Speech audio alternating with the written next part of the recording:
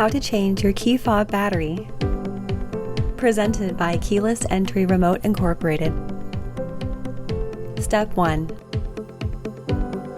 Grab your tool. You can use anything this size. Step 2. Pry the fob open. Notice that the plus side is up.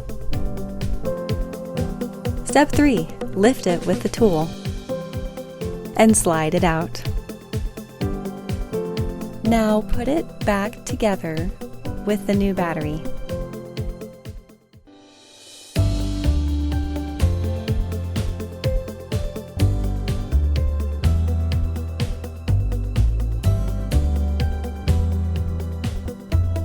If you found this video helpful, please like and subscribe. That way, next time you need a new key fob, you'll know where to go.